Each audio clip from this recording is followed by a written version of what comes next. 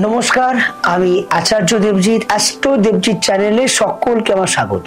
আগামী শুভ পয়লা বৈশাখ, বাঙালির এক মহা পয়লা বৈশাখ, যে বৈশাখ আমাদের জীবনে বহু আনন্দ আমাদের জীবনে এনে দেয়। পয়লা বৈশাখ এমন এক যোগ, এমন এক তিথি, বাঙালি মনে করে যে শুভ বিয়ের একটা যোগ আসছে। পয়লা বৈশাখ আমরা এমনই বুঝি, নতুন জামা কাপড় আমরা গায়ে ধারণ করার জন্য আমরা বৈশাখ মাসকে আনন্দের মধ্যে আমরা বুকে জড়িয়ে নিতে চাই।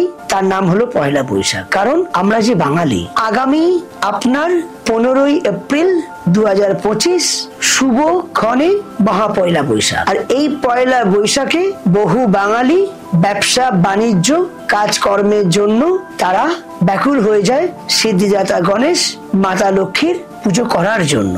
ওই দিন থেকে আমাদের প্রথম বাঙালি ক্যালেন্ডার আমরা গণনা করি, ক্যালকুলেশন অনুযায়ী বাংলার 1432 বঙ্গাব্দে আপনার এই পয়লা বৈশাখ। তাই পয়লা বৈশাখের তিথিতে আমরা তো পুজো অবশ্যই করি, সেটা সোনার দোকান হোক, যে কোনো ব্যবসার দোকান হোক, আমরা পুজো হালকাতা করি। এই বৈশাখের তিথিতে আমরা যদি সামান্য এই ক্রিয়া একটা ছোট্ট প্রতিকার যদি করতে পারি, আমার ব্যবসাটা আগের থেকে আরো হেসে উঠবে। কি করবেন? আপনারা পুজো করুন না, পুজো করুন মাতা লক্ষ্মী সিদ্ধিদাতা গণেশের পুজো অর্চনা করুন, সাথে একটু খেয়াল রাখবেন। আমরা জানি যে সিদ্ধিদাতা গণেশের মা হচ্ছেন স্বয়ং কলা বৃক্ষ, কলা বউ হচ্ছে সিদ্ধিদাতার মা।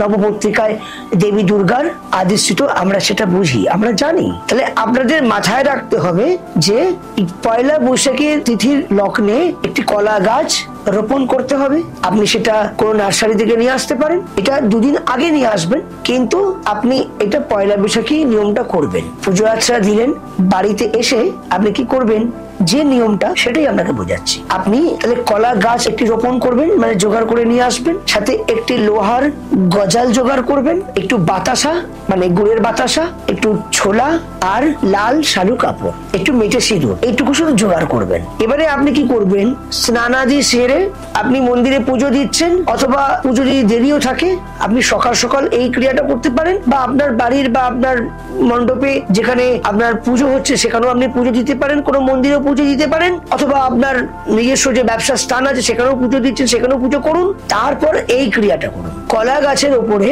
আপনি একটু দুধ, দই, ঘি, মধু, একটু চিনি, চরণামৃত্যু বানিয়ে একটুখানি বানিয়ে কলা গাছের উপরে আপনি অভিষেক করবেন।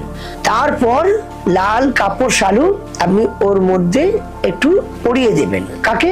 কলা গাছকে। তার সাথে আপনি কি করছেন, তার সাথে এটা করছেন, গুড় আর ছোলা আপনি কলা মাকে, কলা বৃক্ষকে নিবেদন করবেন। আর সাথে যে গজালটা আছে সেই গজালটা আপনি কলা গাছের সাইডেই মাটি আছে, মাটির মধ্যে পুঁতে দেবেন। এটা কিন্তু পয়লা বৈশাখের তিথিতে করবেন। প্রতিদিন স্নানাদি সেরে কলা গাছে আপনি জল অভিষেক করবেন। আমি বলছি আপনার ব্যবসা এত সুন্দরভাবে বৃদ্ধি লাভ হবে যেখানে আপনাকে কোনো জ্যোতিষীর কাছে যেতে হবে। আমি আছি, এই ক্রিয়া করুন, 100% আপনার সমাধান হবেই হবে।